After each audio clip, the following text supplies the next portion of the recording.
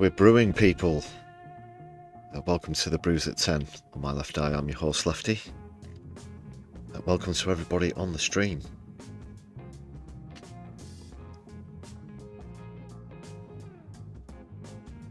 Ten bells are upon us yet again, and PMQ's returns this week, along with Keith's catchphrases.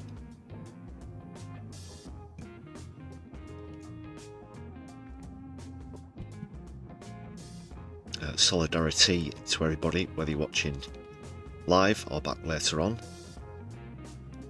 But in the here and now, we've got Floor Snake, who's first in the chat, Emma Richardson as well, Andy Carter, great to see you all, Aaron Gray, just joining us also. Brew Chachos, wishing you all a wonderful evening. Thank you very much for joining me on the stream. Please do hit thumbs up as you enter.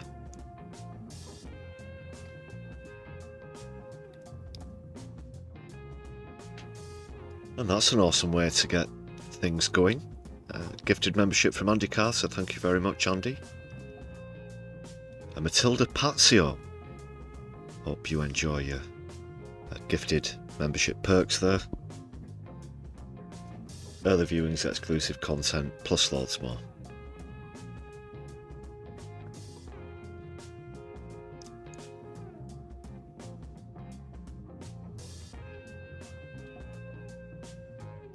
Nice shot there, Andy. Let's give Andy some appreciation in the chat, please, people.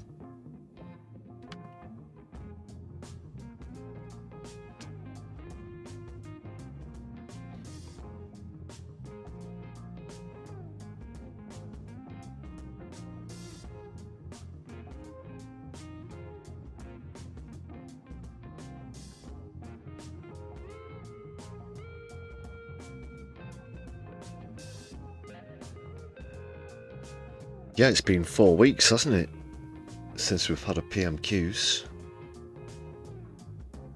whilst they were off on conference season.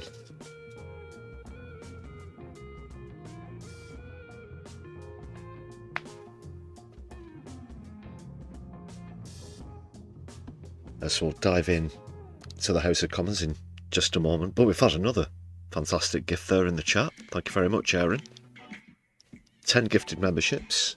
I'll add Andy's to that for 11, so update the total. You might have noticed the total dropped quite a little from, well, quite significantly I should say, from yesterday. I can only put that down to a few random people not renewing, but thanks for that boost. So that puts us on to 102. Out of 250, back over the 100 mark. Thank you very much to Aaron and Andy for those gifted memberships.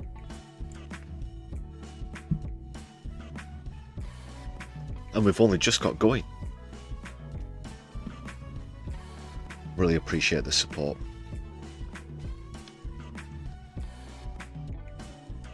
That's a great way to show solidarity.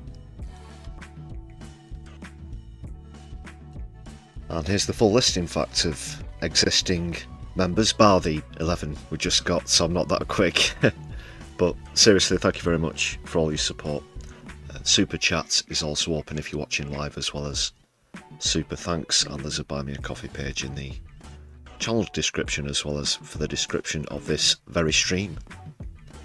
Please do check that out if you don't have the means to contribute to the channel via YouTube.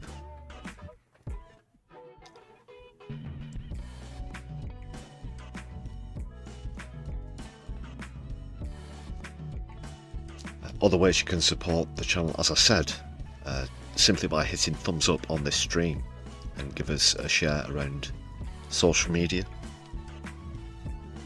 Tell your friends, family, colleagues you found this amazing channel on YouTube. The second biggest platform on the planet, by the way. Start going door to door and canvassing immediately. No, I'm only joking, I'm only joking. We won't go that far, yes. Plus I have no physical printed material or anything to distribute, or a QR code even. You'll just have to do it verbally. You could use your phones, whatever. Thanks for all your support.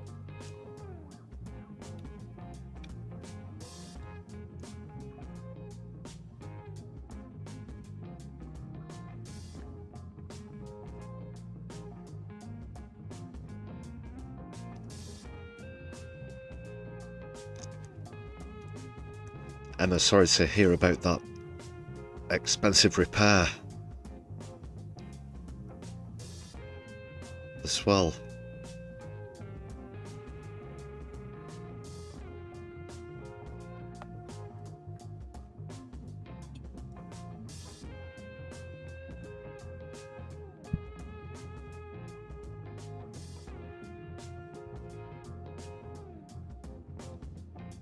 Andy Carter offering to send out carrier pigeons. You're one step ahead of me, Andy. One step ahead on that one. The My Left Eye Pigeon Fleet Brigade.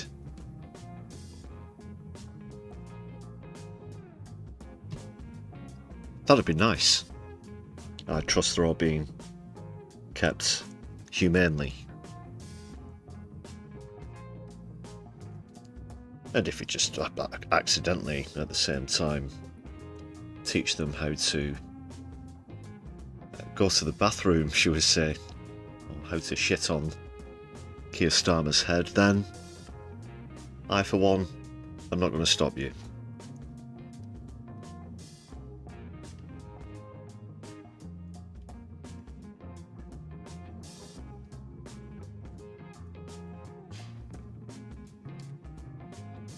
Floor Snake gave us a bit of a plug on Turn Left earlier. Thanks a lot for that.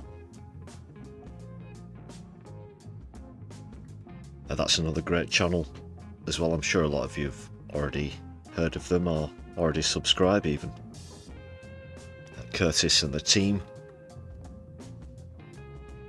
Curtis Daly.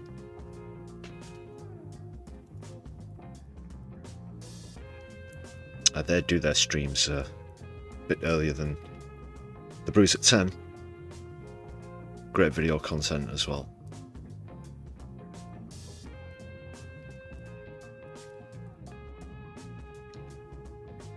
Bombardment Squadron is waiting. Excellent. Stand by, and then on my signal, let them have it. Let them have it.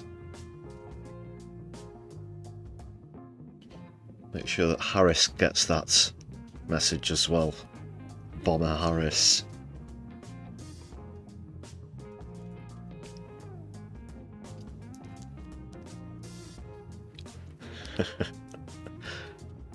Taking an obscure path already this stream, but we'll stay on point. Pretty much the bulk of the stream will be live and first time watching analysis of PMQs, like I said. Plus the latest from Gaza. I'm not even sure if it's accurate to even refer to it as a ceasefire at this point. I know it's only been a few days. There we go. Some stats have come out.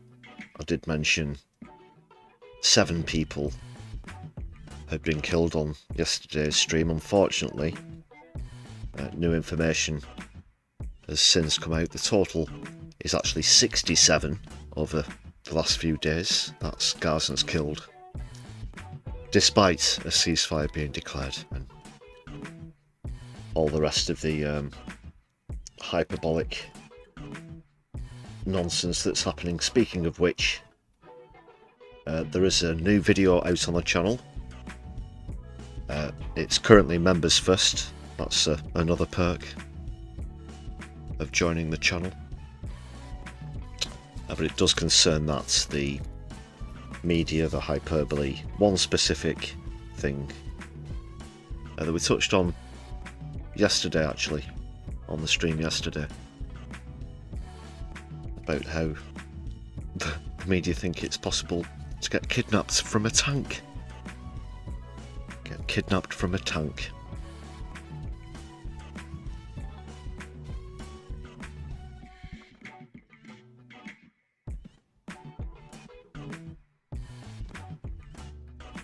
Okay, Andy, I think that's time enough. Release the pigeons, if you will. We'll see how that goes. You'll notice how we didn't do any stupid shit of signing the pigeons or writing messages on the pigeons before they set off, because that's ludicrous.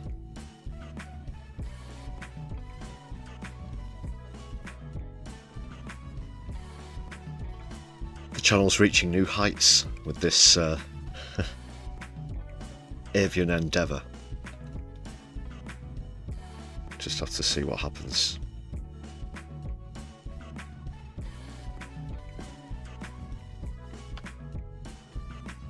But I do like the sound of it. Very good suggestion there, Andy. Very good. I can dig that one.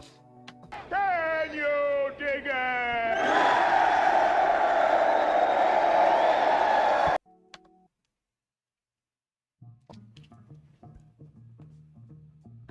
Okay, people are ready to get into proceedings with Keith's catchphrases. There isn't a comedy clip, unfortunately, this episode.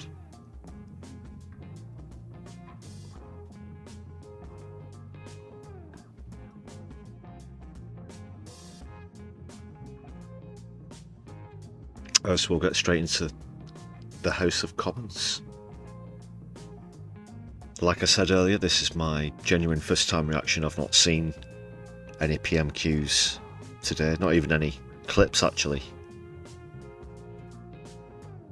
Or little snippets. But it's the first time that there's been one in 4 weeks, so hopefully they'll be chomping at the bit to get out some of the catchphrases, and it'll be a high-scoring game as we take a look at things, of course, from a left-wing point of view. Socialists. Oh my God.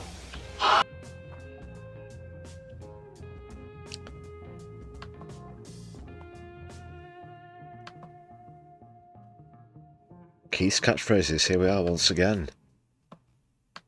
We now come to Prime Minister's questions. Thank you, Mr. Speaker. Deliver. Black hole. Plan for change. Deliver. Black hole. Plan for change. Deliver. Black hole. Plan for change. Deliver. Black hole. Plan for change. Thank you, Mr. Speaker.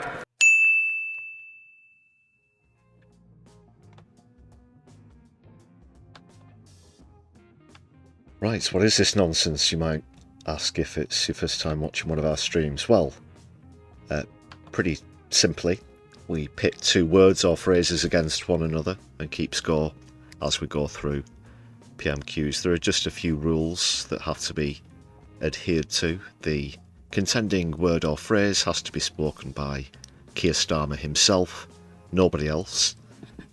The second rule, phrases get knocked out after 2 losses in a row, so 2 weeks of successive failure lead to them losing their candidacy. Third rule, slight variations are allowed, such as past and future tense, etc., pluralisation, that sort of thing.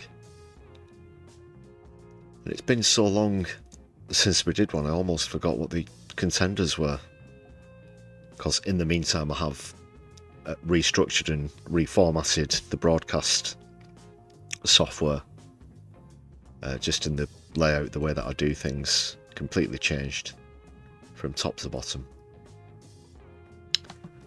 So I actually forgot, but the current 2 contenders, well, 2 of them, the ones on your screen there, Black Hole and Change.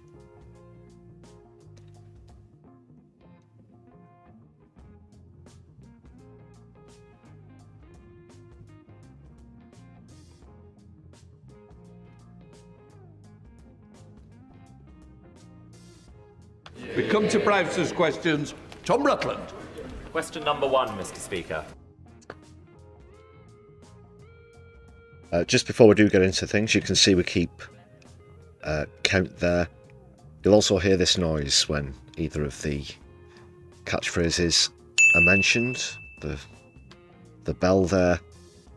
So we have Black Hole and Change.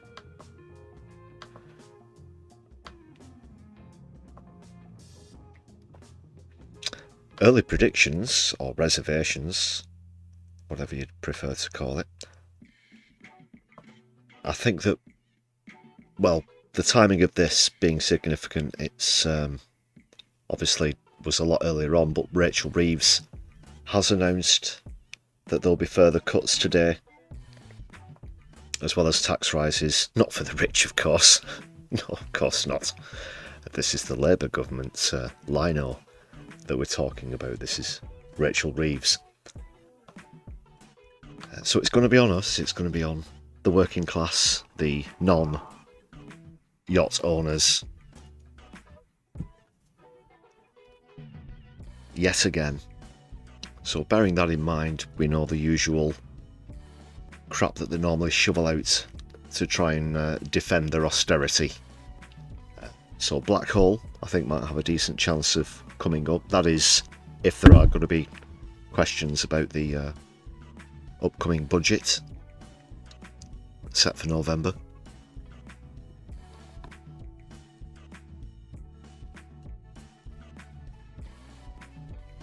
Hope everybody can see the scores and stuff there.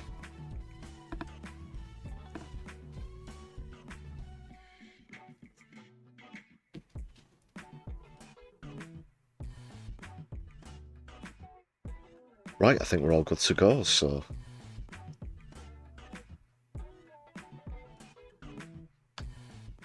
I'll hand over to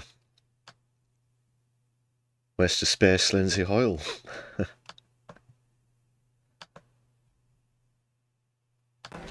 Prime Minister.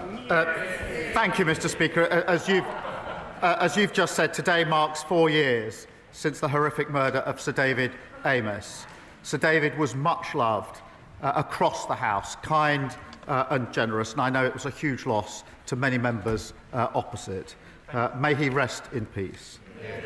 As we remember... Has it been 4 years? So that was David Amess. He used to be a Conservative MP. He was leaving or going to church, was it? I seem to remember. He was stabbed by someone with extreme mental health problem, obviously. And 4 years ago, yeah, David Amess, he was once famously duped by Chris Morrison Brass Eye into raising concern in the House of Commons about a drug that didn't actually exist. The part of the show was to catch out celebrities and get them to say stupid stuff, and that was part of it. This this imagined drug called cake, yeah, which was I don't know, I guess a pretty good gag back in the day. That would have been maybe in the 1990s, I guess. But if you have seen that episode, it's pretty good actually. It's really good stuff. But obviously the anniversary of his passing is today. David and our friend Joe Cox, of course, I want to take this opportunity to condemn unequivocally the death threats made against the honourable member for Clacton. Yeah. I know the House will welcome the justice that has been done. Oh, God. Frog face again. Yeah, there was this thing, guy. He's even got an AK-47 tattooed on his face, made some threats against him, and well, he'll serve 18 months for the sentence. Starmer also mentioned Joe Cox there. I do have some particularly strong feelings about the guy who was convicted for that as well, which I think is obviously a whole other kettle of fish, another can of worms. Won't get into that here, but perhaps something you might want to look into yourselves. Whatever our disagreements, we are all parliamentarians, and I won't stand for violence or threats against our democracy. Yeah. Mr. Speaker, on that point, may I update the House on the China spy case? I'm deeply disappointed by the outcome. We wanted to see prosecutions. Mr. Speaker, I know just how seriously, rightly, that you take these matters. National security will always be the first priority of this government. Yeah, well, the judiciary, unfortunately, is supposed to be separated from the executive, and it's just tough, and that's the way that it's structurally set up, so just take the loss and move on. Unless you're trying to politically interfere with the judiciary, Keir Starmer. And we will always defend against espionage. In recent weeks, there have been baseless accusations put about by the party opposite. Let me set out the facts. The relevant period was when these offences took place. That was under the Conservative government between the years of 2021 and 2023. This period was bookended by the integrated review of 2021, the beginning of the period, and the refresh of that review in 2023, setting out their policy. These statements of government policy were very carefully worded to not describe China as an enemy. Instead, Mr. Stewart, somebody who is on the Speaker's panel, I've told once before, should know better. Do not question my judgment. I thought it was important that the Prime Minister tells this House first rather than somewhere else. So please, this is very important to me and very important to the House. I take it seriously, so I don't need any more side comments. Prime Minister. It's not normally that fucking fiery, is he? There. Interesting. Interesting. But he does have a particular thing, actually, about stuff coming out in the press before it's discussed in the House of Commons. It seems to be something that particularly gets to him. Moshi, great to see you in the chat there. Hope you're well. Thank you, Mr. Speaker. The review of 21 and the refresh of 23 were very carefully worded to not describe China as an enemy. Instead, they stated increased national security protections where China poses a threat, Lindsay and Hoyle, that the then static government would emojis as well in the engage chat. with China Awesome. to leave room Thanks, people. open for constructive and predictable relations. The Deputy National Security Advisor, Matt Collins, set out the then government's position in a substantive witness statement in 2023, which was subsequently supplemented by 2 further short statements. The Cabinet Secretary assures me that the DSNA faithfully set out the policy. Actually, for a split second there, I forgot that Angela Rayner had resigned / been sacked, whichever one it was. So much has happened since then. For a moment, I was Angela Rayner. What, you know, and then it dawned on me, of course, so many sackings and everything. Just temporarily forgot about it, even though she's from Ashton-under-Lyne, which isn't particularly far away from here. That's all. Of the then Tory government.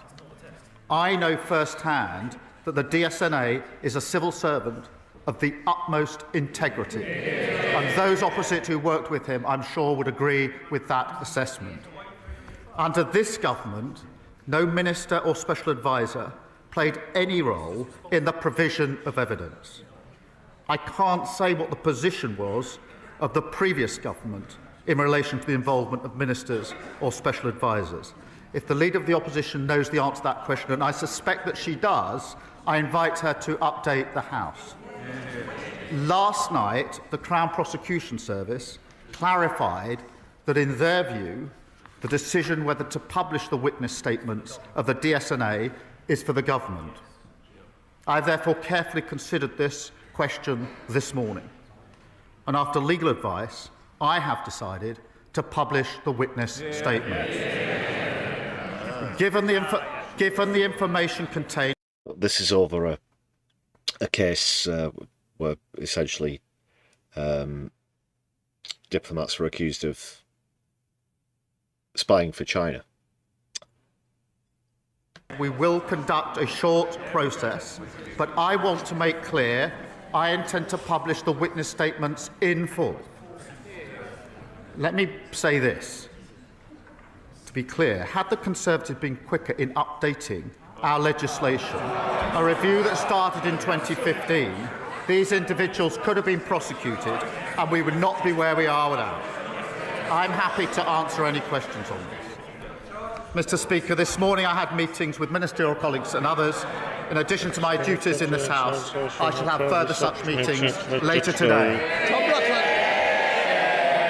God, it wasn't, you know, that was a very drawny, monotonous start there. I hope it can potentially pick up. Mr. Don't know why Speaker. they kicked off with that. Last week I visited Rayner, a world-leading provider of cataract solutions. Oh, we were just talking about her, actually. Ba-bum, Tish. It wasn't that good. Sorry.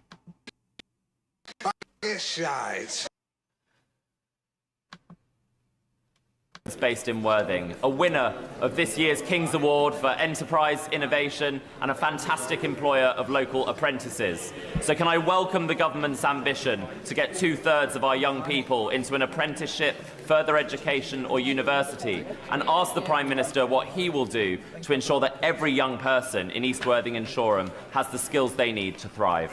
Well, you cancelling fees? Is that what you're doing to get more people into university? Well, that's wonderful news, but it's not actually the reality, is it? Thank you for this question. We want a country where young people are supported, where the quality of teaching is raised and every skilled apprentice is valued and respected. We've set a new target of 2/3 of young people to be in apprenticeships or university that will smash the glass ceiling and renew our country. Mr. Speaker, we've supported this with record £3 billion budget for more apprenticeships, more technical colleges and guaranteed training, apprenticeship or work for all 18 to 21-year-olds. No, the deterrent is the postgraduate costs. People with often tens of thousands of pounds of debt hanging around the neck. That's a burden that even those who go into well-paid jobs and well-paid positions struggle to pay off. We're even talking about doctors and nurses here for years after they graduate. That's what puts people off going to university, and it would be a drop in the ocean to enable that everybody has access to free education. The opposition, Kevin Bell. Mr. Speaker, thank you for marking 4 years since the terrible murder of Sir David Amess. I know that the whole House will want to join me in remembering our former colleague. He is very much still in our hearts and minds. The way he died reminds us that the security of members and this Parliament is paramount. So it concerns us all that the case against two people spying on members... Well, didn't know that there's a terrorist in the chat. My goodness. My goodness. Oh, yeah, be careful, everybody. Moshi on toast. Definite threat to us all. Fear the cardboard. Holding up a sign. Could do anything. Goodness me. Don't have any mods. I'll do my best. Keep my eye on this one. Of this House has collapsed. It is simply unbelievable. Exactly as I expected, the Prime Minister had to be dragged out at the top of PMQs to give a statement that answers no questions. I don't know what they're laughing. I don't know what they're laughing at. We are talking about the security of this Parliament. He had to be dragged out to repeat only more obfuscation. It is simply unbelievable. It is simply unbelievable that he is trying to say the last government did not classify China as a threat. So I will refresh his memory. In I think China is going to be the new Chagos Islands, people. We might be hearing quite a bit about this Chinese spy case, alleged spy case. 2021, the previous government's integrated review described China as the biggest state-based threat to the UK's economic security. In 2024, the Minister for Security said from that dispatch box that China poses a threat. But let's leave aside the government.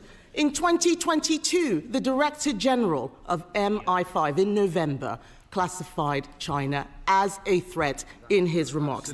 How is it possible that the government failed to provide the evidence that the CPS needed to prosecute?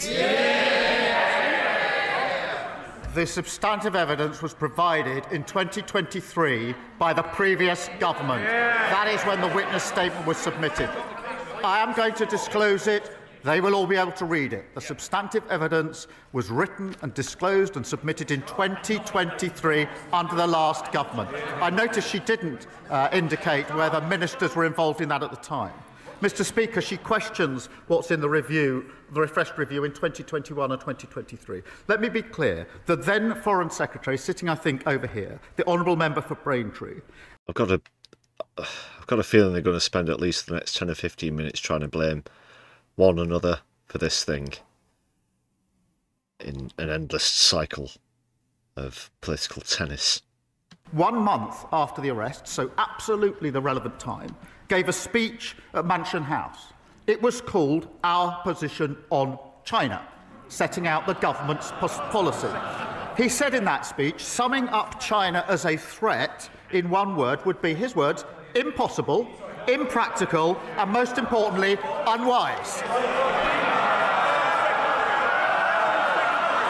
Foreign Secretary, Mr. Speaker, it wasn't just him.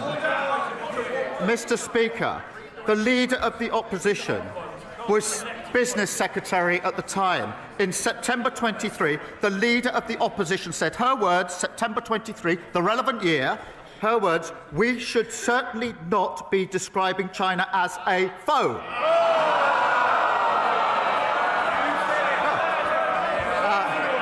It's worth looking up the word foe in the dictionary, Mr. Speaker. But do you know? Well, he does. It's a rhetorical question. But do you know how much we import from China, Keith, and the rest of the world, for that matter? So now they're falling over each other for who, the xenophobia bragging rights. Is that the latest one now? Graham Turner, thanks for celebrating the 10 months of standard membership. It's been awesome having you with us. Thanks a lot for celebrating that in the chat. Awesome stuff. She went, Mr. Speaker, it doesn't end there, Mr. Speaker. In September 2024, the leader of the opposition said this, I quote, "I have shied away from calling China a threat." She is playing politics with national security. Oh, is this the China that have all of those air bases all over the world, including on Russia's doorstep, and provoking other nations and isolating others, blockading other nations as well? Is that China? Is that the China? Oh no, that's the United States of America, isn't it? And we just, when they say jump, we say how high.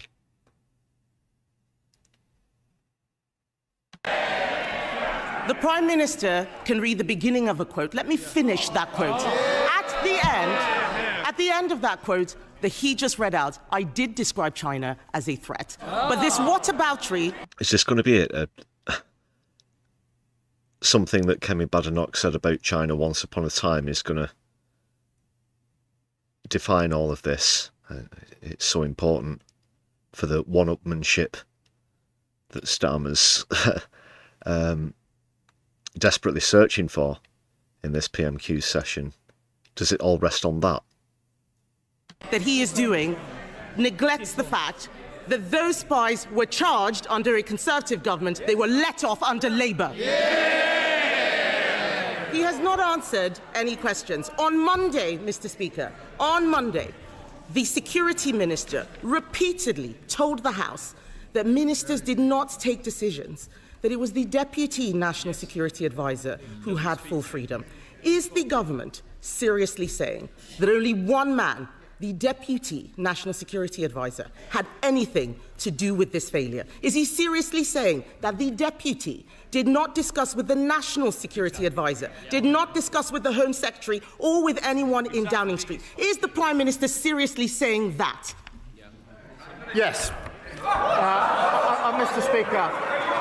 Well, come on, Keith. I'm no fan of Badenoch, but she does have you bang to rights there with that one. That the Deputy Prime Minister could keep such an endeavour contained to just themselves is laughable, and you did hear some risible laughter there just as he stood up and said yes. Probably lightly from the Tories, well, the ones that are left. Anyway, but it'd be equally risible to anybody else in the House. Seriously. There's just no way that could logistically happen. Anyone in Downing Street. Is the Prime Minister seriously saying that? Yes. Mr. Speaker, let me explain what... But it's true. Even Kemi Badenoch can make him look ridiculous. He doesn't know what to do now. Firstly, the case was charged under the last government according to the evidence submitted under the last government, which set out their policy decision. What was an issue in the trial is not the position of the current government, the position of the last government. And they carefully avoided describing China as an enemy because that was their policy at the time. Mr. Speaker, so far as the position under this government is... So where's all this come from now, all this open season on China all of a sudden? I know it's not without precedent, but just surrounding this this case, this legal case itself now, the lid's come off, and they're all at it. So when you talk about enemies and threats, that drums up imagery of say military standoffs or threats, that sort of thing. Now, in terms of cyber warfare, yes, there is actually a lot of incoming traffic looking to hack, malware, ransomware, that sort of thing coming from China. But in terms of hardware offensives where the military is concerned, there's none of that at all. In fact, it's quite the opposite. So, yeah, enemies, threats, this isn't very good diplomatic language to use. And I suppose the next time there's a photo op, despite these words and sentiments here, whatever circumstance it might be in, we'd see Starmer with his shit-eating grin stood next to Xi Jinping, shaking hands, putting on the diplomatic suit, because it's the diplomatic suit today. It was the xenophobic suit yesterday. Used to dress like Corbyn, now he dresses like Farage. We've heard that analogy recently. Does he know that this is being recorded? It's pretty likely that someone in the Chinese cabinet might go into Xi Jinping's office and say, "Have you seen Starmer talking smack about you in the UK Parliament earlier today?" Just to try, and for what? Potentially risking diplomatic friction with China to try and get a soundbite in where you're getting one over on Kemi Badenoch, who's soon going to be expelled into the annals of, into the Where Are They Now files of political history. Not really worth it, is it? So no minister or special advisor was involved, and I will double check this because I've had it. I will double check this. So, Mr. Speaker, this is important. After the charging decision, the prosecution were very careful about who would then see the witness evidence. I will double check, Mr. Speaker, exactly what instruction was taken. But my answer, I can be... Just, you know, this is the scale of things. If you put everybody on the planet into a line and they walk past you, 1 in 8 of those people would be Chinese. A quarter of them would be Chinese or Indian. Absolutely clear. No minister was involved. No special advisor was involved in this. And I'm assured as I can be that the prosecution was saying that it would be the witnesses only that were involved in short updates to the evidence that was submitted under the last government. That's not good enough. Mr. Speaker, the end of the answer was different from the beginning of the answer. What on earth is the point of us having a lawyer rather than a leader as the Prime Minister if he can't even get the law right on a matter of national security? 12 minutes they've been going on. That doesn't include my interruptions, but 12 minutes of back and forth about this case now. He keeps going to the CPS. The CPS have said that they are satisfied that they were right to charge in August 2024. The Sunday Times... Yeah, he was a shit public prosecutor as well. He couldn't even get Savile banged up, could he? Fucking useless.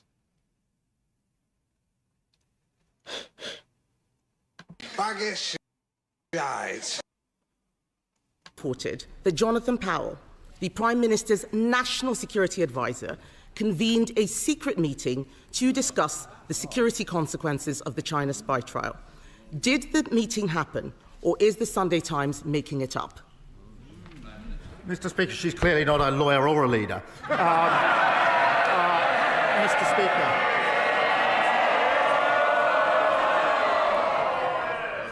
The problem for her is I do actually understand the law. I know what's got to be proven. I've also looked at the evidence. That was put in under the last government in relation to this case. There was a meeting in September. That did not involve the National Security Advisor discussing the evidence in any way, nor, Mr. Speaker, one further piece of evidence. Did you? Is Hilary Benn slyly flipping the V at Keir Starmer there at the side of his face? Hilary Benn was featuring the preceding session before PMQs earlier today, so that's why he's sat there. But just literally looks like he's flicking the V's at Keith. The final statement in this case was submitted in August 2025. There was no further submission of evidence, one way or the other, after any discussion in September. This is a red herring, a completely scurrilous allegation made by the Leader of the Opposition. Mr. Speaker, the Prime Minister has now twice directly contradicted the words of his Security Minister. They cannot both be right. The chair of the Foreign Affairs Committee couldn't get any answers from the Security Minister. Yeah, good point. Where did Lammy go? It just all of a sudden, it wasn't perspective, or I don't think Keith was blocking the view of Lammy. He just wasn't there. All of a sudden, he's disappeared. He's disappeared. I bet that motion on toast had something to do with this. He's been taken. He's been rendered. CPS said that they were satisfied that the decision to charge the case in April 2024, not August, in April 2024 was correct on the basis of where the law stood at that time. This is a matter of fact. It is not a matter of what the previous government had thought. It is not a matter of it not meeting a legal test. It did. Something must have changed when the charges were brought and when the case collapsed. The charges were brought under us, the case collapsed under them. Can the Prime Minister tell us what changed and what collapsed the case? Oh, she set him up. Mr. Speaker, I've said I will publish the witness statements in full. The whole House will then see exactly what was set out in 2023 in the substantive witness statement and exactly what was set out in the two supplementary witness statements, and she will then realise what she's just said is entirely baseless. Mr. Speaker, She set him up for change. The CPS has said in the clearest terms that this Still prosecution was dropped because this government did not provide the statement they expected. Why should we believe a man who at the last Prime Minister's questions said he had full confidence in the best friend of a convicted paedophile? Forgive us if we don't trust a word he says. This all stinks of a cover-up. Given his statement earlier, will the Prime Minister publish today not just the government witness statements, but also the meeting minutes and all of the correspondence that he had with the CPS? Mr. Speaker, let me be clear. The only process I want to go through is in relation to some of the individuals in the statements to make sure they know it's coming out. I can assure the House there's no substantive delay here. I know it is of concern to a number of people, acute of concern to them. I will have the statements out in full. There is a bit of proper process I need to go through. The honourable member will understand why that's necessary. Then they'll be published in full. She asks about minutes, etc. There is a usual rules and process for government. But I remind her that the substantive issues in this case were discussed at meetings under the previous government. So they're asking me... He's back. Or is it... Okay, yeah. I want to see a shot of Hilary Benn and David Lammy in the same shot. Otherwise, maybe there's some sort of shape-shifting thing going on. Maybe someone should give David Icke a ring. Just wake him up at 3 o'clock in the morning, he'll still jump out of bed. I knew it.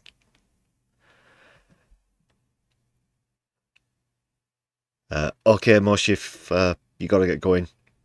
It was good to see you. Take care. I'll be seeing you soon. Solidarity. Asking me to disclose the discussions that they had in relation to the witness statement in the first place. Come in bed, not. Looking now. There they are. You can see them together. No, but you were right in that shot of Hilary Benn, who looked like he was flicking the V's at Starmer. You couldn't see David Lammy at all. I'm not going to skip back.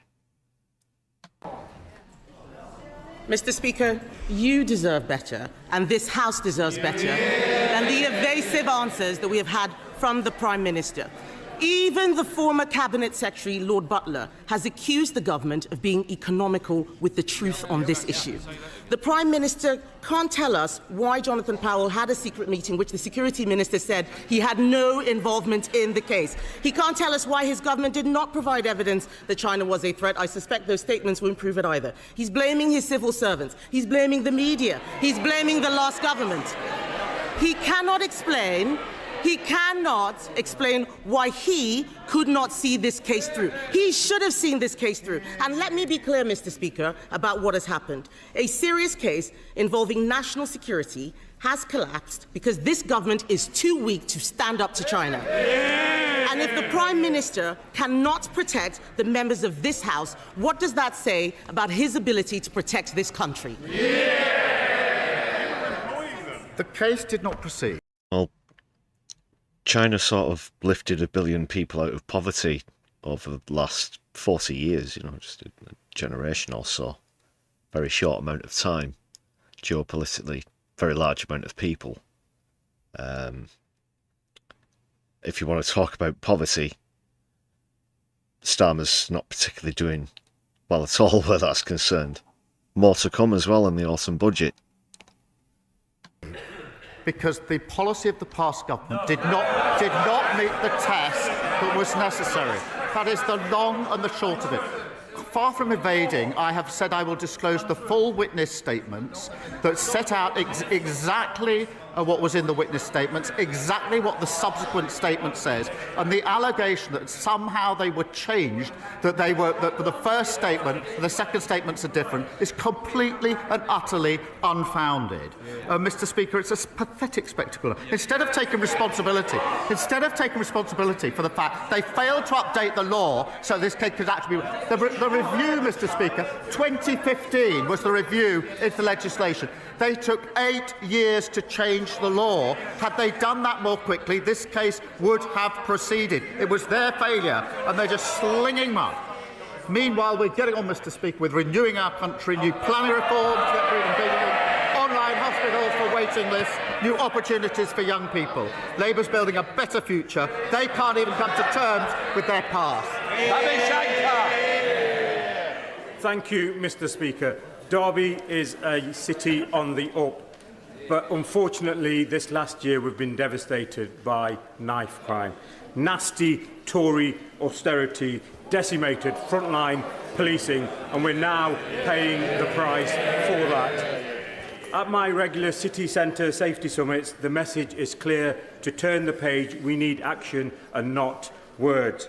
Can the Prime Minister update my constituents on what action this government is taking to make sure all our residents, our visitors and our workers can enjoy our city centre safely? Well, Mr. Speaker, I thank him for his question. As he will have heard at our conference, we had Pooja Kanda there, who I've met a number of times. Her son Ronan was fatally stabbed, and I'm proud that we've delivered, Mr. Speaker, Ronan's law to tackle the sale of ninja swords, and we've also banned zombie knives. Oh, I did it again. I went... fucking deliver. And strength controls for online knife sales. I pay tribute to his work setting up the City Safety Summits. Daisy Cooper, Deputy Leader of the Liberal Democrats. Thank you, Mr. Speaker. May I associate myself and my party with the tributes to David Amos? And on behalf of my party, can I also pay tribute to Ming Campbell, who is being laid to rest today? That is the reason why my right honourable friend, the member for Kingston... Was that Davy? It's probably his hang gliding lesson day, or whatever. and Surbiton cannot be here, and I'd like to thank you, Mr Speaker, and the Prime Minister and other members of this House for their very kind tributes yesterday. We welcome the new level of transparency from the Prime Minister, and we will scrutinise those witness statements closely, but it is clear there are still many questions to be answered, including questions from Hong Kongers, Mr Speaker, because Hong Kongers in St Albans and across the UK have settled in our communities after they have fled repression at the hands of the Chinese state. But now they see a British government that wants to make it harder. Yep, good point there, Medi-Doctors, ninjas. Yep, but, you know, you go down to your local NISA or whatever, there were 7 of them outside the other day. Terrifying. For Hong Kongers to settle here permanently, that refuses to impose targeted sanctions on Chinese officials who put bounties on Hong Kongers' heads, that is refusing to rule out a Chinese super embassy and is failing to tackle Chinese espionage. Mr Speaker, Hong Kongers are starting to ask whether the Prime Minister is trading away their security and safety in our communities for a cosier relationship with Beijing. What is the Prime Minister's answer to them? Yeah, I'm sure if you went over to Hong Kong right now, that'd be the word on the streets, the hot topic around all the cool spots. Oh, so what do you think about Keir Starmer and the, you know, no. The answer is no, and we have given and will continue to give support to Hong Kongers who need and deserve that support, and she will be assured that the Jimmy Lai case is raised regularly at every opportunity by my ministers and indeed by me. Daisy Cooper. Thank you, Mr Speaker. I think that Hong Kongers will require a lot more reassurance and action from this government. But it is not just the Chinese government that is a threat to our country. On Monday, the far-right, racist hate preacher Tommy Robinson, who is currently on trial for allegedly refusing to comply with counter-terror police, claimed that his legal costs are being paid by Elon Musk. It is outrageous that a man who has so much control over what people read online every day... Yeah, it's ridiculous as well, the fact that this case has been paused, suspended, whilst he goes over, because he's been summoned. He's been summoned by Netanyahu. And his legal fees are being paid by Elon Musk, who's gloated about that. They've both gloated about that. Could be funding someone who stokes far-right extremism on our streets.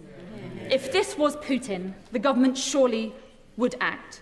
So will the Prime Minister commission the security services to assess the threat that Elon Musk poses to our democracy and recommend measures to this House that we can take to stop it? Well, I can tell her we do look across the board at threats to our democracy and must continue to do so. I won't comment on the particular case, given the state of legal proceedings. Alex Backland. Thank you, Mr Speaker. Next year marks the... That was a real cop-out, wasn't it? That was a real cop-out. 75th anniversary of the Battle of Imjin River, where the 29th Infantry Brigade's last stand prevented the capture of Seoul during the Korea War. That hill is now called Gloucester Hill, as a proud testament to the incredible bravery of one of those battalions, our glorious Gloucesters.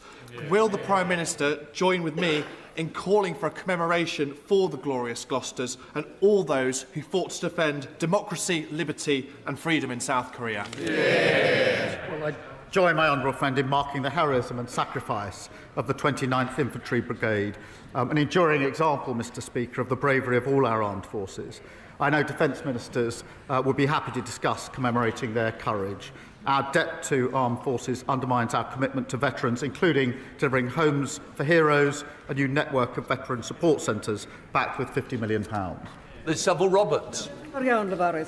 Ahead of his party conference, the Prime Minister told the BBC he wasn't sure whether he'd campaign in Caerphilly for the by-election on the 23rd of October.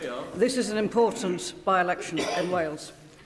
Well, there's just over a week to go and he hasn't shown his face there yet. So what's the problem, Mr Speaker? Is it his party decision to close 10 libraries in the community? Cuts to disability support? Or perhaps it's the fact that even the council leader resigned from the Labour Party and is calling on people to support Plaid Cymru. That's true. It's probably an indisputable fact at the moment in the fight for the Senate, which happens next year, by the way. It does appear that only Plaid can keep reform at bay. Something else that's kept them in the headlines this week as well. Zach Polanski has openly backed Welsh and Scottish independence alike. Just also quickly wanted to mention a point in the chat as well about those tipping points. This is just away from the PMQs onto climate stuff. That is actually really significant in terms of average temperature rises. It was declared today that we actually need to reduce the rise by 1.2, bearing in mind how exponentially it's rising at the moment. It's very worrying. And I guess I'll just round that off quickly by saying 3 years ago, when I began to take non-violent direct action against the climate crisis myself, one of the quotes that we were using a lot in JSO was from Sir Professor David King, who said that we must act quickly, and what we do within the next 3 to 4 years will determine the future of humanity. And he said that over 4 years ago. And now here we are in 2025, and it's playing out exactly as predicted. Scary times, scary times. Where the UK is concerned as well, we're even way behind on our previous legally binding commitments, such as those we made at the Paris Climate Summit, for example. Well, Mr. Speaker, she leaves out of account that we provided £21 billion, the largest ever settlement for Wales. And what did she do? What did she do? She voted against it, if you can believe it. I noticed, whilst we're on the question of money, she's accepted figures this week showing independence would cost every Welsh person £7,000. They should be honest about the cost to the people of Wales of their policies. Thank you, Mr. Speaker. For the past year, I've been campaigning for a new SEND school to open at the Osprey Quay site on Portland. As it stands, there are far too few specialist school places for children with SEND in my part of the world, so local families urgently need to see this school open its doors. A new school here would provide around 70 new places for local children. So given the urgent need to get this school finally up and running, will the Prime Minister commit to working with the Department for Education and Dorset Council to ensure that a SEND school opens on Portland without further delay? I thank my honourable friend, and I know just how important this school is to parents and children in his constituency, and share his determination to fix the broken SEND system. That's why we've boosted investment in SEND to £12 billion, Mr. Speaker, to put new facilities and tailored support in place for children who've been long failed. We want decisions taken swiftly, and I'll ask the Schools Minister to update him in relation to the particular school. Sir Julian Smith. Speaker, family farms in North Yorkshire Still and 0-0 across here. the UK are increasingly worried about the tax changes coming up next year. We really need the next generation of these family farms to keep farming for our national food security.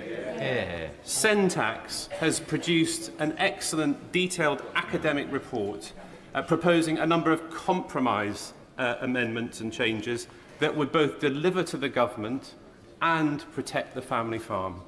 I realise he cannot comment about the budget, but could I ask him and the Chancellor to look at this report as they prepare for the end of November budget? Well, I agree with him that food security is national security. I do believe our reforms strike the right balance and enable investment in public services to rural communities that they rely on. I do thank him for drawing my attention to the report. He's right to do so. What really matters is increasing the year-on-year profitability of our farmers, and that's why the former president of the NFU is leading a review for us on farm profitability. We're also delivering, Mr. Speaker, a 25-year farming roadmap, boosting export opportunities through the EU and US trade. Agriculture itself is thousands of years old. It essentially changed humanity. We went from, in Europe, at least, but across the world, a nomadic species to a settled species who tilled the soil and farmed, and agriculture made us more static as a species. This isn't a new thing. It's been pretty, people have been able to manage agriculture since before concepts like economies were a thing. And capitalism. And here we are in 2025, and it's capitalism works so well that you can't get food from farms and onto a person's plate. It's just ridiculous, frankly. Deals backed by £11.8 billion in the budget for farming. Ben Goldsborough. Mr. Speaker, as many honourable members know, I am currently being treated for stage 2C skin cancer. I'm responding well, but only because it was caught early and because I've had the very best of NHS care. Not everyone is so fortunate. Zoe Panayi, a 26-year-old from the Isle of Wight, was told her mole was harmless. She had it removed privately, but proved to be malignant. She tragically died in 2020. Her family, Charlie and Eileen in the gallery today, have shown extraordinary courage, working with my honourable friend, the member for the Isle of Wight West, and me to campaign for Zoe's law. Compulsory testing of all moles to be removed. Will the Prime Minister meet with us and Zoe's family to discuss how we can make this a reality? Just before Keith answers there, that was just a strange opportunity for a segue. We were just talking about farms there, and where the NHS and private healthcare is concerned, Jeremy Clarkson, who currently has his farming show, of course, has been in the news recently, having previously slagged off the NHS, has changed his mind. Apparently he managed to get more or less instant treatment through the NHS where he couldn't get it done privately. So that was quite bizarre to see Jeremy Clarkson changing his mind on something and actually seeing sense for a change. I'm not suggesting he's getting wise in his old ways. Sorry, there was just an opportunity to do that segue there. Another one, I guess, you mentioned the Isle of Wight there. Cows with an E. Farms, cows. Okay, let's get a Keith's response. Well, on behalf of the House, can I wish my honourable friend the very best for his recovery. I know this is a deeply personal campaign for him, a campaign that's also supported by my honourable friend for the Isle of Wight West. Can I send my deepest sympathies and pay tribute to Zoe's family who are with us today. Their bravery is staggering, and I share their determination to improve cancer survival rates. That's why we're investing billions to see earlier diagnosis, faster treatment of cancer, and developing a national cancer plan. In relation to a meeting, yes, of course, we will. Well, there he is. There he is. Of course, they always have to do well. He's settled down next to the Speaker's chair there, it looks, but whenever the NHS comes up, you'll always get the mandatory cutaway shot to West Streeting nodding away there. I don't have the little meme set up here on this scene, but normally put that one in. Happens every time, doesn't it, people? Every time. That's why we're investing billions to see earlier diagnosis, faster treatment of cancer, and developing a national cancer plan. In relation to a meeting... there he is. Sat here. I'm a bit late. Sorry. Sitting next to the Speaker. Yes, of course, we will get that set up. And if the family are available and it's convenient, and I don't know whether it is, I will ask the Health Minister to meet them later on today or at the earliest opportunity if that's not convenient, so they can have that discussion. Bedford. Thank you, Mr. Speaker. Business confidence has fallen for 5 consecutive quarters, and Reeves has said there is significant concerns in the housing market. Now, the Prime Minister could inject some confidence back into the economy. He could help work... Housing market. There shouldn't be a housing market, okay? It's a necessity, having a roof over your head. It shouldn't be traded as a commodity. That's why house prices are so ridiculously high. That's why in 2008 the housing market crash almost brought the world to the brink of destruction. And it was public money that was used to bail out the banks who gambled and lost ridiculously. I won't go into the complexities of the 2008 market crash here, but just that phrase does somewhat get to me. Housing market, housing market. Things like housing, water, these sort of things. Nobody should profit from that. Nobody. DJ Super Tiny, nice to see you in the chat. I'm still compiling evidence on the case, one of the hot cases on My Left Private Eye. I won't get onto that on tonight's stream, but I'm just putting a few clips together. I will say though, still mostly centred around what I mentioned yesterday about this apparent shot from the boot of a vehicle. That's the trunk for anybody watching in the United States. Families get onto the housing ladder, and he could even simplify the tax affairs for his cabinet if he adopted the policy advocated by the Leader of the Opposition in scrapping stamp duty on residential properties. Now, will the Prime Minister at least commit that he won't be raising property taxes in his nightmare before Christmas budget? God. Well, Mr. Speaker, we're certainly not going to be following the Leader of the Opposition. She unveiled what she called her golden economic rule, I think it was. That involves, on the one hand, £47 billion of spending cuts. That's a fifth of the NHS budget, with not a shred of detail about where the money would come from. The Institute for Government said it was on shaky foundations. More unfunded tax cut, more austerity for public services. They haven't listened and they haven't learned. Sam Rushworth! Just Lindsay Hall trying to keep order there, and who is it? Bloody hell! Going back to Charlie, up Thick Road, up 36. Thank you, Mr. Speaker. Between 2021 and 2023, 41 mental health patients in the care of Teessask and Weir Valley NHS Trust lost their lives, leading to a damning report by NHS England and calls from my constituents for a public inquiry. And it's not just historic. My surgeries are still filled with harrowing stories of failure. Will the Prime Minister join my calls, therefore, for a public inquiry to get to the bottom of what went wrong and to rebuild confidence with... Like there are clearly empty seats there, and Wes Streeting's still perched on the floor next to the Speaker's chair. Maybe he's in the naughty corner.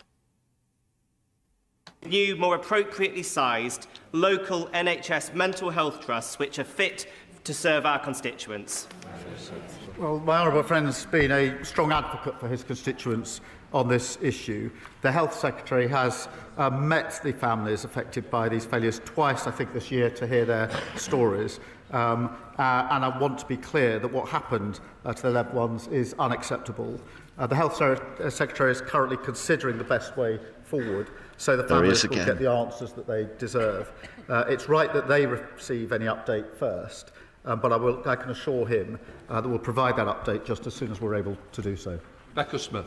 Thank you, Mr. Speaker. Later Later on this afternoon, I'm going to be launching a small business survey so that the 3,000 SMEs in my constituency who employ thousands of my constituents can have their say about what it's like to run a business under a Labour government and what their concerns are ahead of the budget. However, Mr Speaker, I want to give the right honourable gentleman the opportunity for me to share a word of hope from him ahead of the budget. So will he...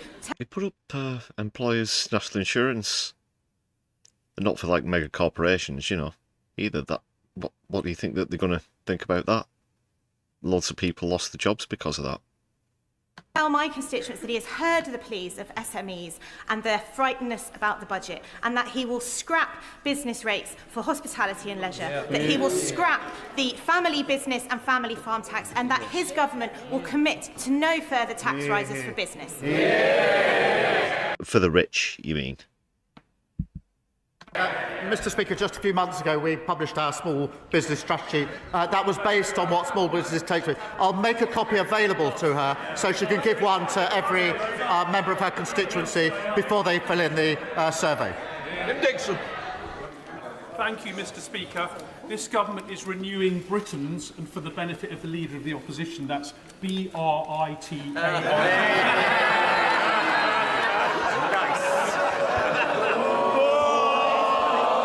Did someone just go, nice? Fucking hell. Go back a sec.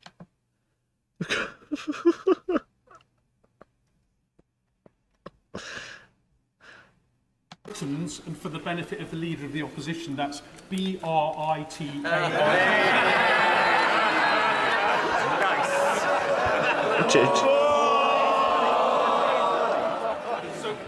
This government is renewing Britain's infrastructure after 14 years of neglect, and nowhere is this more clearly needed than in the A226 Galley Hill Road in Swampscombe in my constituency, which collapsed more than 2 years ago with no fix in sight.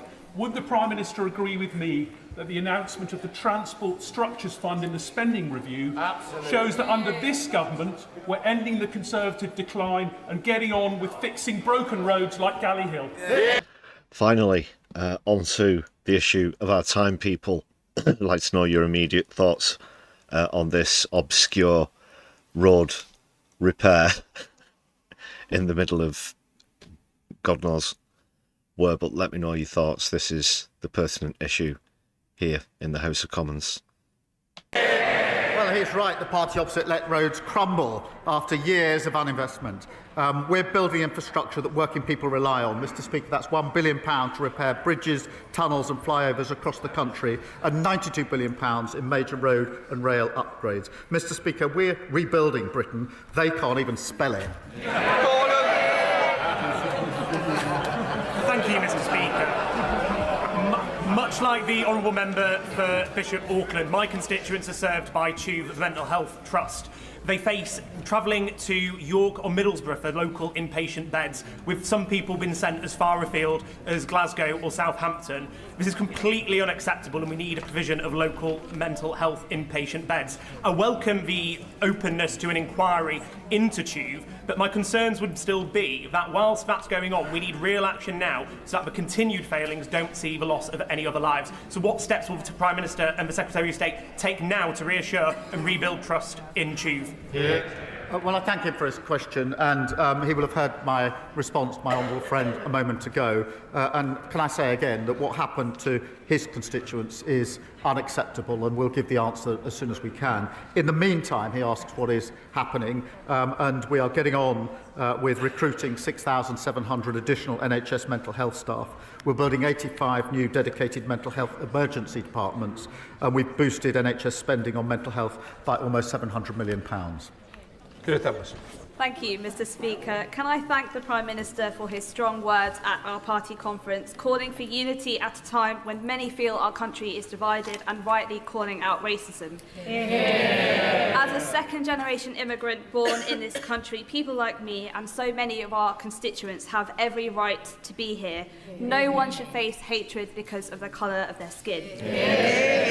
Does the Prime Minister agree that some of those on the benches opposite who seek to stoke division and keep close company with those who accept Russian bribes cannot and should not be trusted to govern this country? Mr. Speaker, she captures the choice between us as a country. Either we can give in to division or come together as a country and renew our country. This is Hate Crime Awareness Week, and in the past fortnight we've seen the horrific terror atrocity in Manchester and a despicable arson attack on the mosque in Peacehaven. I want to be clear. Yeah, can we get these flags down? Fuck's sake. As Prime Minister, I am proud to lead and to serve this beautiful, tolerant and diverse country. An attack on one of us is an attack on all of us. Susan Murray. Thank you. Mr. Speaker, Calithia Studios in Mid Dumbartonshire is a prime example of a business doing everything the government asks. The owner of this beauty salon and her 3 employees each earn less than £30,000 a year. Yet the business will pay the government over £36,000 for the year in VAT, employers' national insurance and pension contributions. Does the Prime Minister think it's fair the hard-working owner who is providing jobs and training on the high street contributes more to the exchequer than she earns in a year? And does he believe this encourages entrepreneurship, which is important for economic growth and local jobs? Speaker, as you will know, we protected business rates bills from inflation, extended relief at 40% with new permanent lower rates set on and introduced for retail, hospitality and leisure. And as part of our small business plan, we're providing £3 billion so that lenders can offer more loans to small businesses. We're of course introducing the most significant package on late payments, a real issue for small businesses, and reforms that are bigger than anything in the last 25 years. Whitby. Thank you, Mr. Speaker. Inflation is projected to be the highest in the G7 as well. Worth pointing out, you mentioned inflation there, protecting businesses for inflation, but that's the reality. Despite Rachel Reeves's attempt to gloat about the growth of the economy, second fastest in the G7, it's more or less wiped out and more by the rise in inflation. Prime Minister update the House on the government's elections bill, and does he agree that in light of recent court cases and the conviction of Reform's former leader in Wales, that no party whose leaders take Russian bribes can be trusted to defend our democracy? Mr. Speaker, Labour is introducing an elections bill to protect our democracy from foreign interference. But look at Reform. The member for... Well, you'll have to clear out a lot of the House of Lords if that's the case. Clapton and his deputy worked alongside someone who took money to spread Putin's propaganda. Whatever their denials, they have serious questions to answer about what they knew. But that is the choice.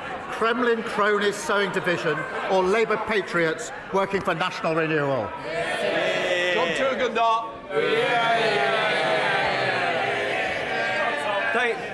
Thank you, Mr. Speaker. The lines that we've heard from the government in recent days have been a conflation of fabricated stories, trying to set up straw men and knock down things that have not been said. Yes.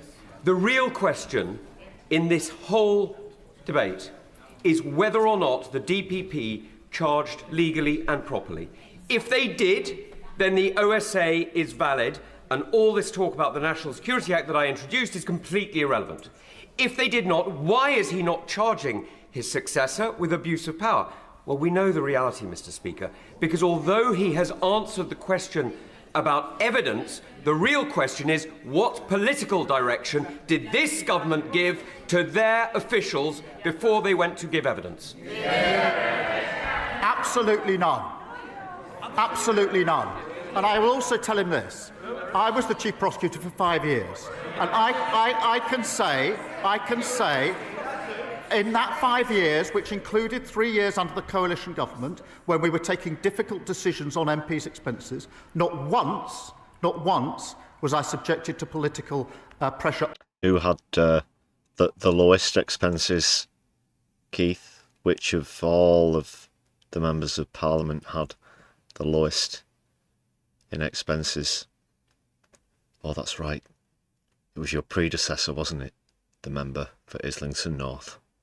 Of any sort from anyone. That is the tradition in this country. It's a proud tradition. It's one I uphold as Prime Minister, just as I upheld it when I was Director of Public Prosecution.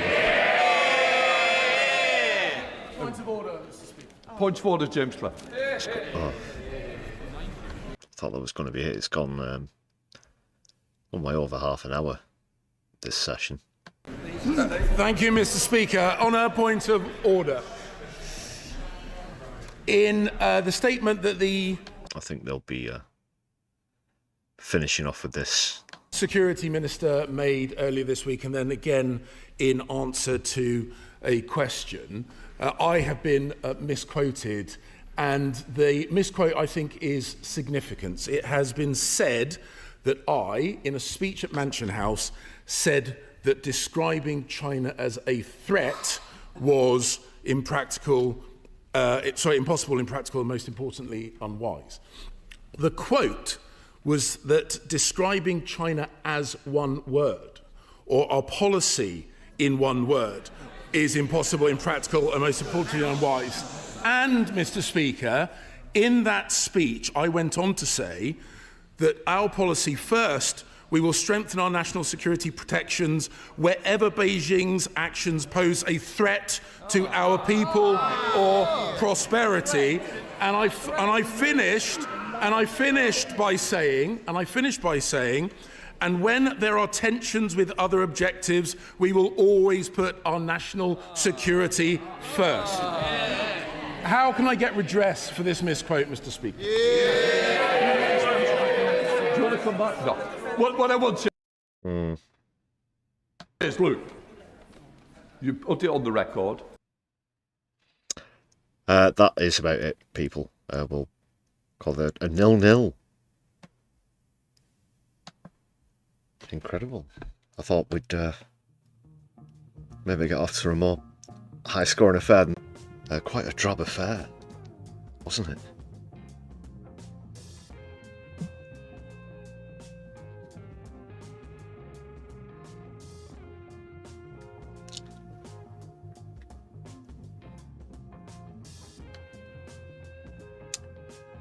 Yeah, on that Russian influence, good point, Graham Turner. They did love Russian money being invested into property and being laundered in our banks. It's been happening for years.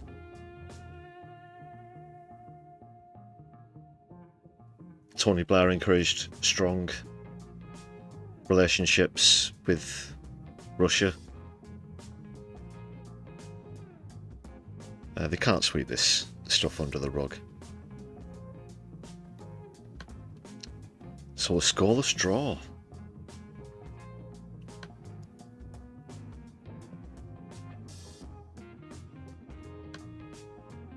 Not a great start after the mid-season break. We'll see if it heats up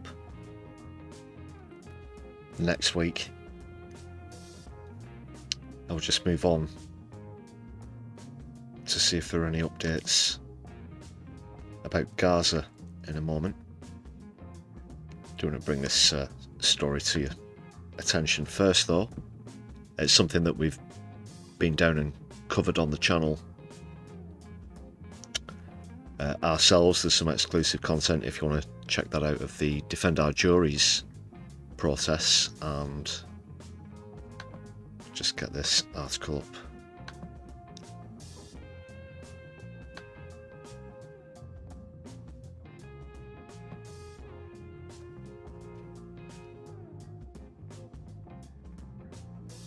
So since this first began a few months ago, there's been a protest in London roughly every 4 weeks, one a month.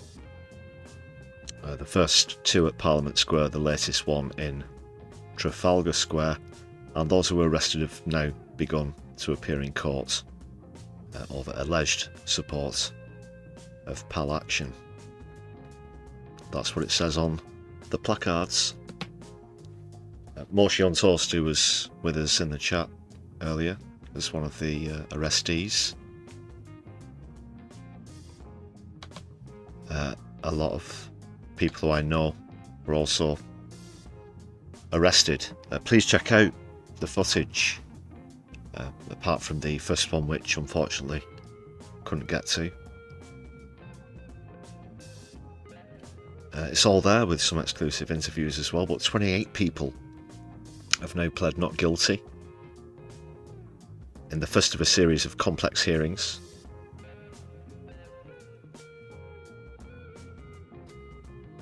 So anybody who doesn't know, the prescribed group, Pal Action, were targeted, victimised by Yvette Cooper before the cabinet reshuffle, when she was still Home Secretary. But after a non-violent protest involving spraying paint on a plane at RAF Bryce Norton, Pal Action have since been prescribed. Defend Our Jury's taken a stand in solidarity with them, so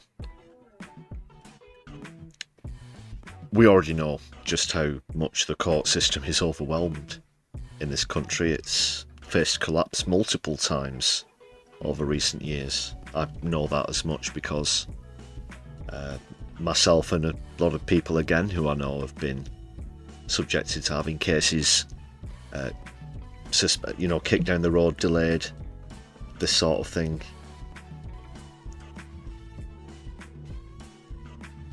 Because of just how overwhelmed the system is.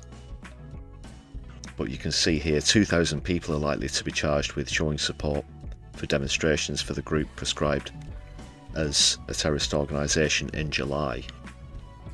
So just to put that into context, even when, say, JSO was at the height of its action phases and so on, we'd be talking about hundreds of people sometimes getting arrested per day. Now, JSO's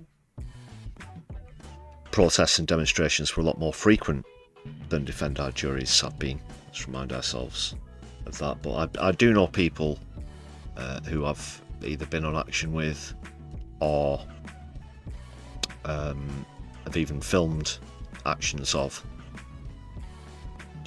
say around 3 years ago, who still won't be going to court until 2027 in some cases. That was before all of this began with Defend Our Juries. So it says here, judges face trying to find time in courtrooms to hold 400 trials of those accused taking part in the protest. So you're looking at roughly groups of 5 for each trial.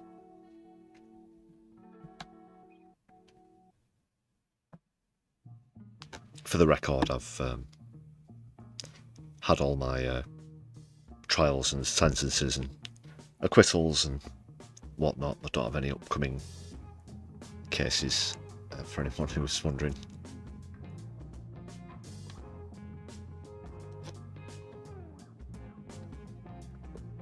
The last thing I was arrested for was no further action, actually, which is what I was expecting. But again, had to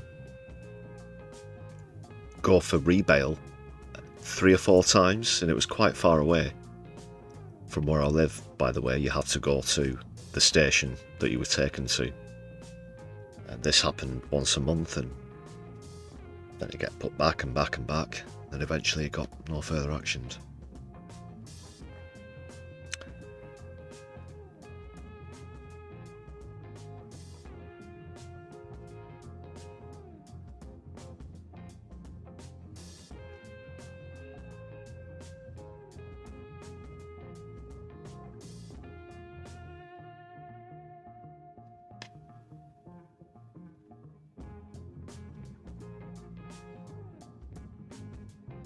So most of the defendants actually appeared without a lawyer, it says here.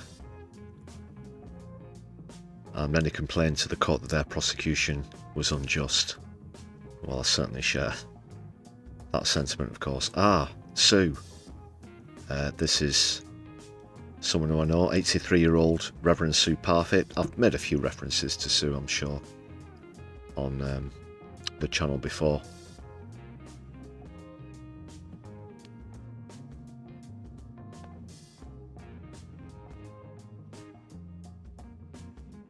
And yeah, she's a really brave protester as well. The first time I saw Sue getting taken away was in 2023 with JSO on Westminster Bridge, actually.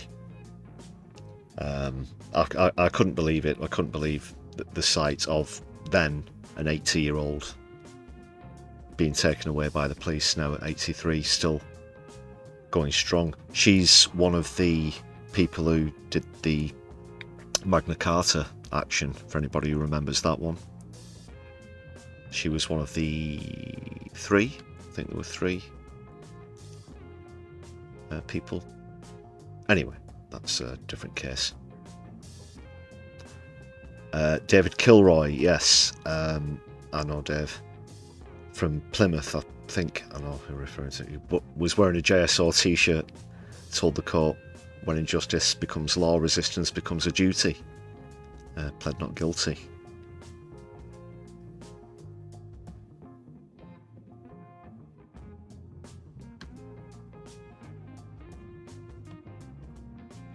So there you see, again, trials delayed until 2027.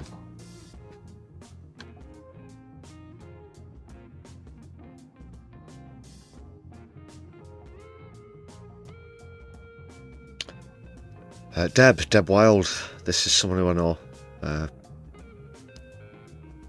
Hello, by the way, if any of these people are watching this evening. Love you, very proud of you. Deb Wild 72 said, I don't think I can get a fair trial on the time limit that the courts have allocated. She would like to seek to leave to appeal. But that was denied by the judge.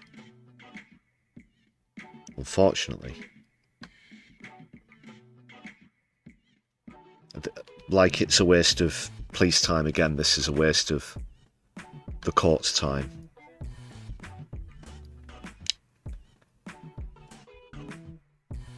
Like I mentioned, a lot of my friends among the arrestees, also at least one of our regular viewers, Moshi on Toast. So, solidarity and best wishes for when Moshi on Toast appears in court as well. I'm sure you'll hear it first on My Left Eye, people. Shocking, isn't it? And the on-screen chat is stuck. Thanks for the heads up. Apologies.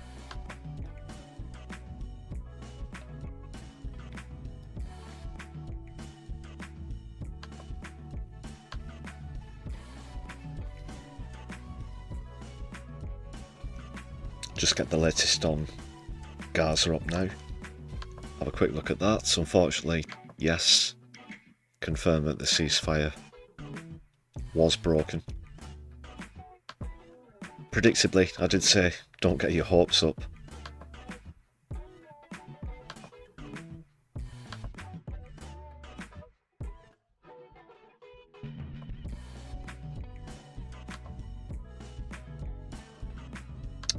Let's just see what's happening.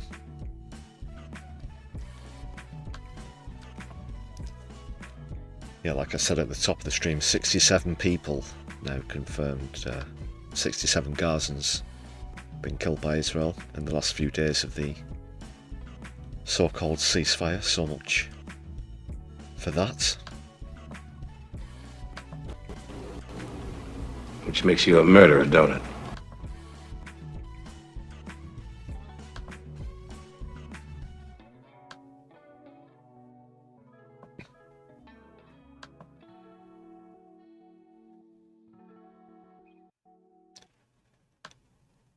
Right, people, so as before, a lot of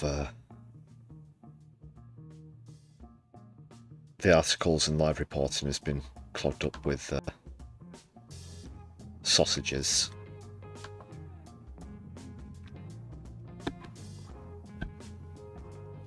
But you won't find a mention of those 67 people on the Beeb. No, but the current status is that Hamas say they've returned all of the hostages that they can, for reasons, obviously, to do with the state of Gaza. They say they can't retrieve the remaining dead hostages, but they've handed over 2 more.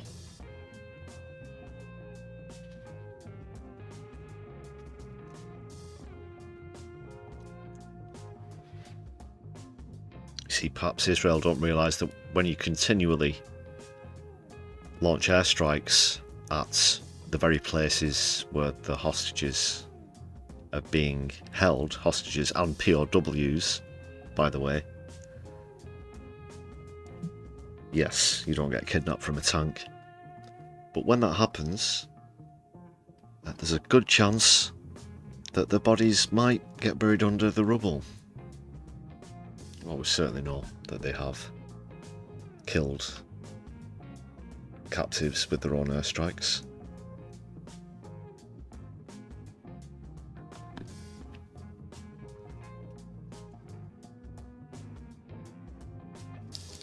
So this could be another case of Israel making an impossible demand, really, that they know Hamas won't be able to meet, and then they're going to say, "Oh well, you're breaking the terms. So."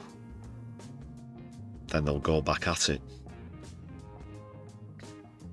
They've already held up aid because of this, which was, of course, against the terms itself.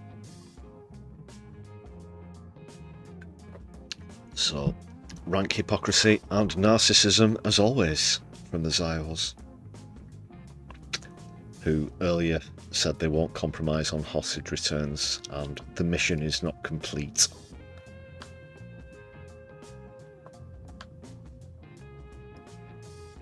So then what's with all the...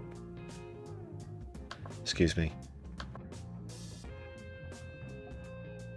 What's with all the "we did it" celebrations and all of that that's been going on? Bit preemptive then, wasn't it?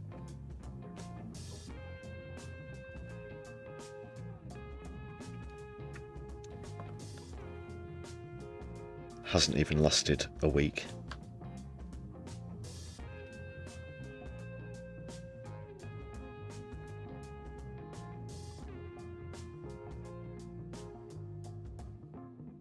And I'm sure the 2 sentences will be in here somewhere.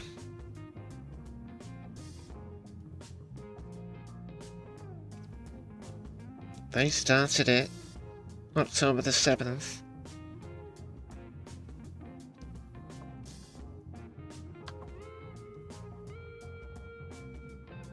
So there is that. Well, look at this as well. Oh, they've actually put something up about this. Makes a change. So yes, part of the deal was, of course, that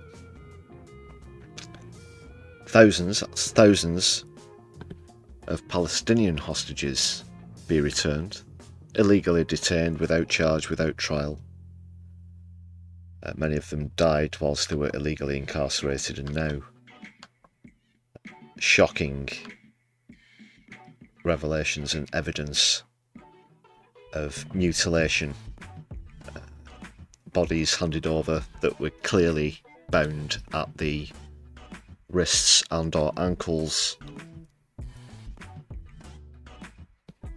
I saw some footage earlier of a living Palestinian hostage who was released earlier. He's a double amputee, and the IDF decided, this is slightly graphic here people, but they decided to gouge both of his eyes out.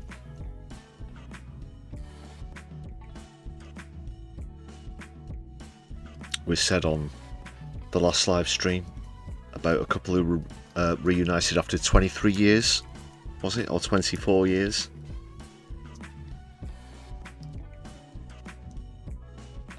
So again, forgive me for not reaching for the small violin and the big tissues when the report that an IDF soldier was taken as a POW from a tank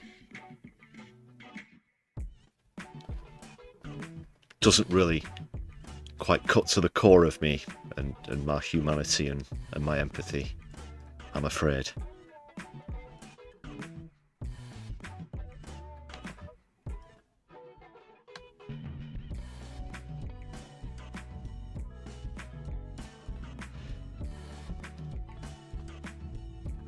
"90 bodies waiting to be identified." Again, just to emphasise the state that both the living and dead are in as they returned to Palestine.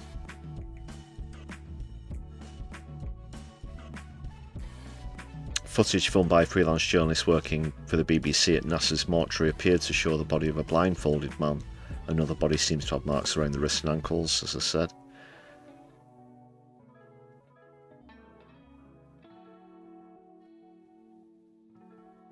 And they're all massively undernourished, as I said. There are 1,718 people.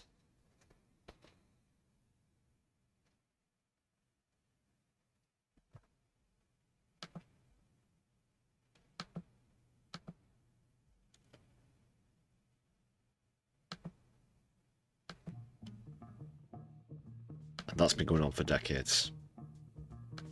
Decades. There are still thousands, of course, in Israeli prisons. Again, held illegally, without charge, without trial.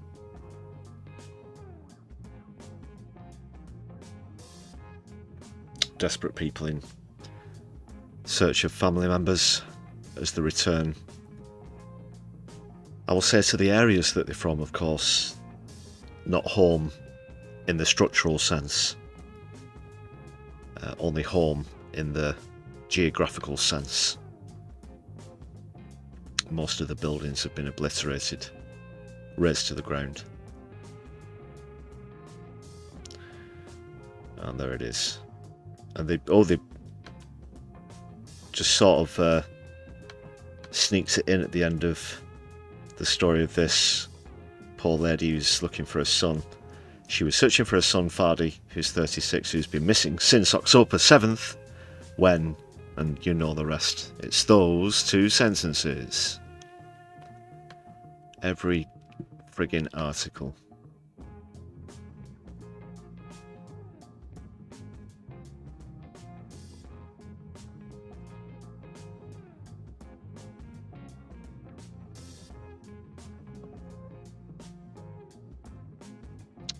So they can put that on the list of charges for The Hague, of course. Torture and mistreatment of illegally captured prisoners certainly goes against the Geneva Convention. Forgive me for not citing the exact parts of the legislation off the top of my head. But you can take it from me, it's gonna be in there.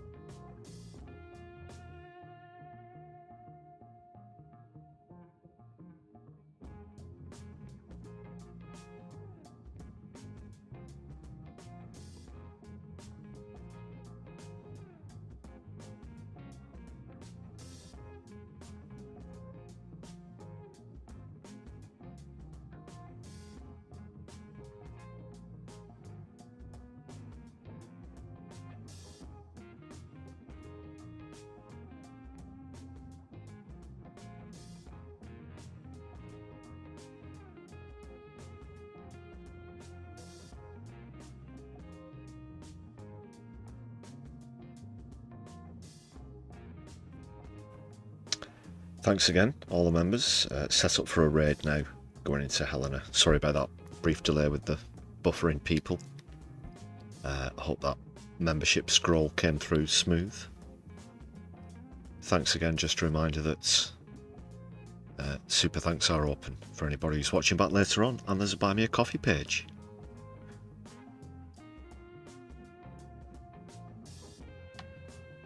Didn't have a single technical difficulty the whole stream, and then it just crept in there right at the end.